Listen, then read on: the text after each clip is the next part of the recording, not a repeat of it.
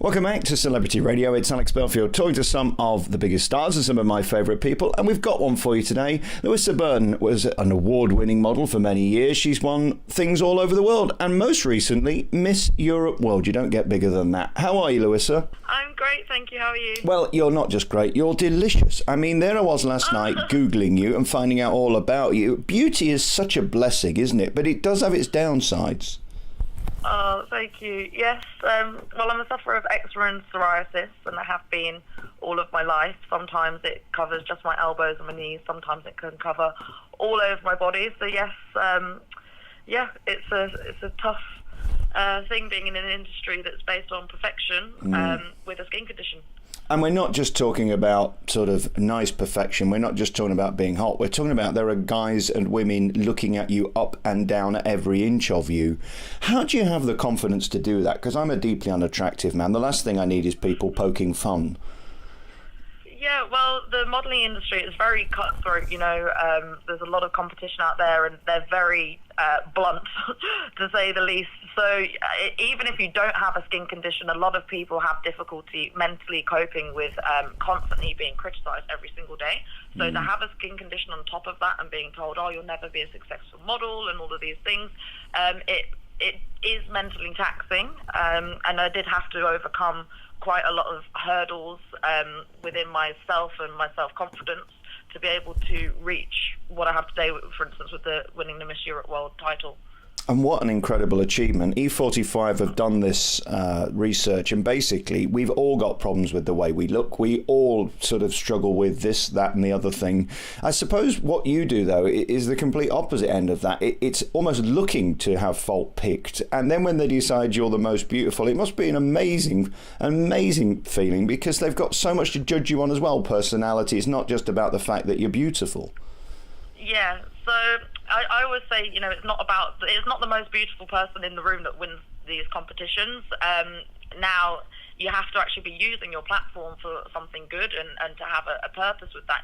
Why have a visibility and a platform if you're not going to use it to spread awareness for things? And for me, being an ambassador for the British Skin Foundation for so many years, that is central to my values and what I want to promote, because I want to inspire the younger generation to know that whatever limitation they have, mine is my skin condition.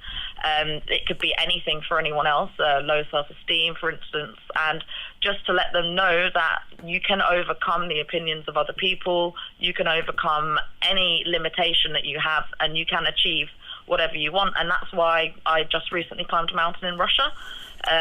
That was kind of symbolic of that, to raise money for the Skin Foundation. And what a noble thing to do. I mean, I was looking at the pictures of this stuff online, and if you go on your Instagram or Twitter, they're all there. I mean, you don't make life easy for yourself, do you? Because there are much easier ways of raising money. You choose to do it the hard way, which is even more noble. I know. I think I'm going to give my mum a heart attack one day. I just woke up and said, oh, I fancy climbing a mountain today. And she's like, okay, are we done with mountains? And I said, well, hopefully next time I'll try to do something in the jungle rather than, in minus 40 degrees and 100 miles per kilometre per hour winds. Do you think these sort of contests have a place in 2018? As we say, it's gone away from just the fact that you're beautiful to how noble you are and how you use your life and also your position, because the great thing about this title is that it gets awareness for many other charities and raises a lot of money, as you've proved. Do you think they'll still be here in 10 years' time, in 100 years' time? Yeah, well, I think it's evolving. For instance, if you look at the modelling industry, that's about just looking good and people get paid for it, and there's not really any kind of thing behind it. Whereas with this, there's so many girls. I know doctors, I know lawyers who, are beauty queens, and they're using their platform to be able to spread awareness. And I think that if something is making a positive impact, as long as people are using that for that good, then I don't see the problem with it. And this has given me, I've now got the international title. I've been able to take my raising awareness from not just the UK but globally, because this documentary that I've just filmed is going to go out across the internet, and it's for instance, with the Straight Up Skincare project, that's going to people can get a lot of advice and information by having someone like me use my platform to speak to people about this skin condition. And I mean, I look down your Instagram and there you are promoting this cause and that cause. Is it exhausting being you? Because on a physical level, of course, you've got to be perfect. And then, of course, you're choosing to do these incredibly physically challenging tasks. I suppose when you're not appearing at something, you're in the gym making sure you're fit enough to achieve walking up mountains and things.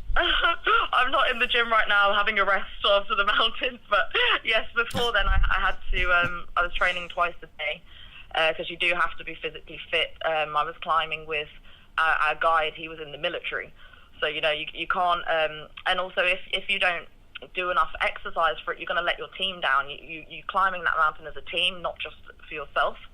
So yeah, it was very, very difficult. It was, I mean, it's Europe's highest mountain, and one of the problems is altitude sickness, and I got that quite badly. I wasn't able to breathe properly for the last 3 hours, and I did at one point, like my heart kept palpitating, and I was getting quite stressed out.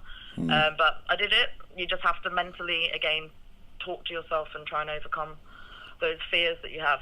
I mean, I've never done anything as big as you, but I went to Mount Kenya once when I was over there in Nairobi. And again, you don't need to be very high before this sickness overwhelms you. And it is the most disorientating thing, isn't it? Of course. Just the difference from 4,000 to 5,000 meters was vast in terms of how it made you feel. But even at 2,000 meters, you could feel the difference in the air, and you all of a sudden you find it more. You're breathing more laborious. And talk to me about the future, because I mean, you're clearly a huge personality that deserves a bigger platform. Do you think we're going to end up seeing you on the TV, or what's the plan? Oh, absolutely. I want my own kind of Lara Croft style TV show where I'm going around the world and doing challenges and raising awareness for various different things. So yeah.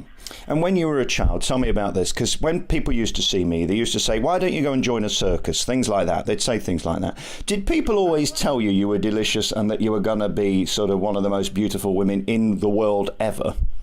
Oh gosh, well, first of all, thank you for that huge compliment. That's very nice. But yeah, so no, not at all. I've been called all sorts of horrible names, leper.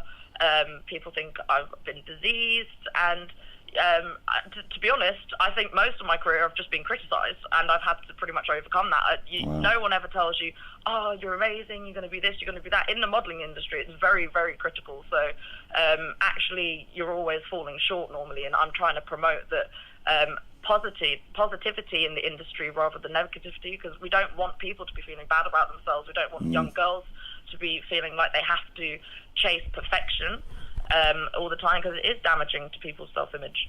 Luissa Burton, it's been lovely talking to you from Worcester, and what an amazing life and career, and congratulations on all your success and raising all this money. It's so noble, and you're beautiful as well. Really lovely to talk to you. Oh, thank you, and you too. Bye-bye.